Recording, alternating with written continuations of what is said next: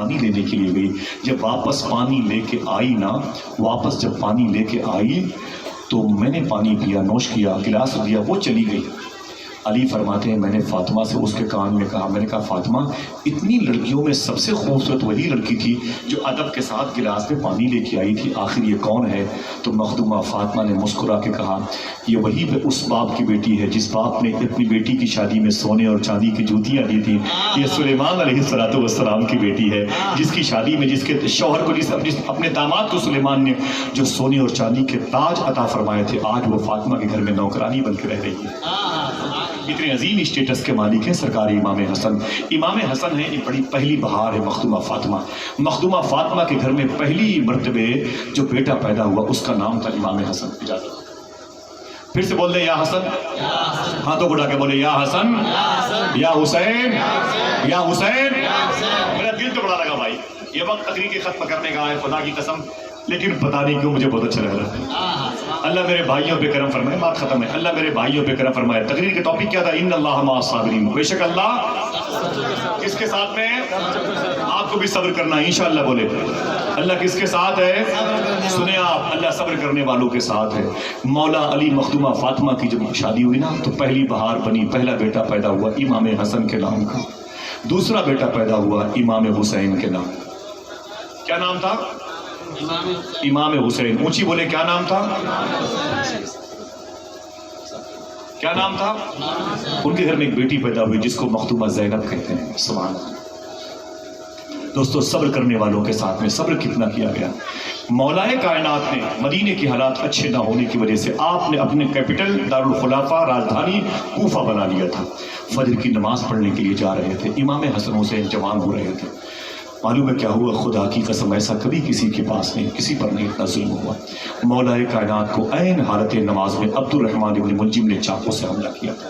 حسین کا باپ بالکل شہید ہونے کی پوزیشن میں ہے. لوگ اٹھا کے لے آئے اپنے گھر میں. میں نے وہ گھر دیکھا ہے، وہ زمین دیکھی ہے جس زمین پر مولا علی شہید ہوئے تھے، جہاں آپ کی روح مبارک نکلی، جس کنویں کے پانی سے چھینٹے مارے گئے، جس کنویں کے پانی سے حسن حسین نے اپنی پرورش کا شرف پایا تھا. اللہ اکبر. مولا کائنات کی بالکل آخری ہچکی ہے. امام حسین دودھ پیالے میں رکھ کے دوا لے کے آ گئے اور فرمایا کہ اے میرے ابو اسے قبول فرما لے، اے میرے ابو اسے قبول فرما لے. مولا علی نے آنکھ کھولی، فرمایا یہ کیا ہے میرے بیٹے؟ تو امام حسین نے فرمایا ابو یہ دوا ہے، تھوڑی سی راحت مل جائے گی، آپ اسے پی لیں، اس پیالے میں دودھ ہے دوا کے ساتھ میں.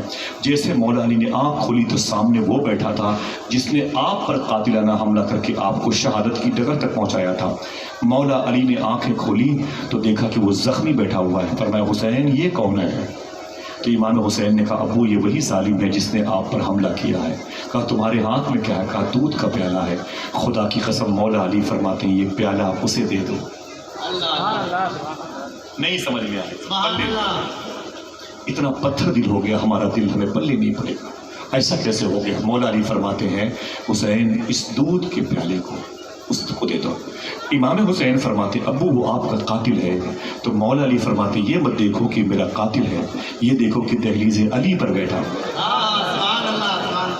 اے لوگوں تم بار بار اس سے پوچھتے ہو ابے فقیر کہیں کہ تیرا نسب کیا ہے؟ مسلمان بچے چوری کرتا ہے، موبائل چوری کرتا ہے. یہی سوچ کے 2 چپاتی اچار روٹی دے دیا کرو، 1 پارلے بسکٹ اس کو دے دیا کرو. اس کے قریب میں اس کی بچی ہوتی ہے، 5 روپے کا نمکین اسے دے دیا کرو. اس دروازے پر کھڑے ہو کے اس نے اللہ کا نام لیا ہے جس دروازے پر ہماری اولادوں نے رات بھر PUBG گیم کھیلا. سمجھ رہے ہیں آپ؟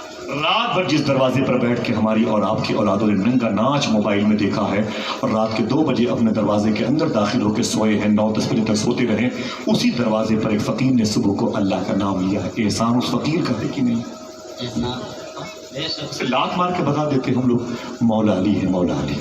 اللہ پر ان سے کیا سیکھا؟ ان کے بڑے بیٹے امام حسن، ان کو ایک شخص نے زہر دے دیا تھا. مدینے میں رہتے تھے. مغرب کی نماز کے بعد جب آپ گھر پہ آئے تو مخدومہ زینب نے چیخ کی آواز سنی، باہر نکل کے آ گئی تو کیا دیکھا کہ برآمدے میں میرے بھیا امام حسن، بڑے بھائی امام حسن ہیں اور پیٹ پکڑے ہوئے رو رہے ہیں.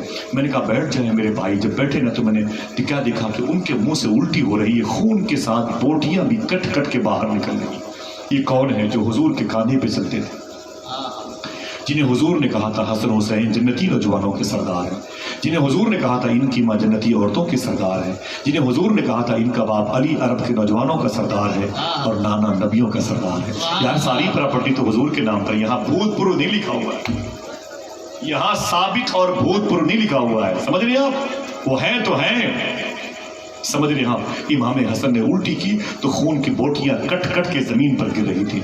मखदूमा ज़ैनब आपकी बहन ने कहा, अरे मेरे भैया ये क्या है, ये क्या है, ये क्या है? इमाम हसन ने कहा, अरे मेरी बहन ज़ैनब, किसी ने मुझे जहर दे दिया है, किसी ने मुझे जहर दे दिया, मेरे बचने की सूरत नहीं है, मेरे बचने की सूरत नहीं है। तो बहन ज़ैनब ने क्या कहा? गुफ्तगू क्या है? इन्नल्लाह मअ साबिरीन। क्या है गुफ्तगू? बोले बोले बोले, इन्नल्लाह मअ साबिरीन। खुदा की कसम, अल्लाह किसके साथ है? आप बहुत देर से गर्मी बैठे हुए हैं, अल्लाह आपके साथ है कि नहीं?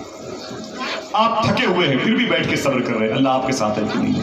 जब अल्लाह आपके साथ हो सकता है तो करबला में शहीदों के सरदार के साथ क्यों नहीं हो सकता? इमाम हसन सरकार ने फरमाया, मेरी बहन क्या बात है? मखदूमा ज़ैनब ने कहा, अरे मेरे भैया, उसके लिए बद्दुआ कर दे, उसकी नस्ल खत्म हो जाए। इमाम हसन ने फरमाया, अच्छा मैं अपने हाथों को उठाऊंगा, तू आमीन कहेगी? तू आमीन कहेगी? बहन ज़ैनब ने कहा, जरूर आमीन कहूंगी। हाथों को उठाओ। उल्टी हो रही थी, खून की बोटियां कट कट के गिर रही थी, उसके बावजूद इमाम हसन ने अपने हाथों को उठाया कपकपाते हुए, फरमाया, बहन आमीन कहने के लिए तैयार हो जा। इमाम हसन के करीब में मखदूमा ज़ैनब बैठी हुई है, सानिया ज़हरा बैठी है। फरमाया, भैया आप बद्दुआ करो, हम आमीन कह देंगे, नस्ल खानदान कबीला मिट जाएगा। इमाम हसन ने एक जुमला कहा, या तो बैठो या घर चले जाओ, अगर जाओ तो ये लेके जाओ ताकि घर बरकतों से भरा रहे। इमाम हसन ने एक जुमला कहा, ऐ मेरे मौला, जिसने मुझे जहर दिया है मैंने उसे माफ कर दिया, तू भी उसे माफ।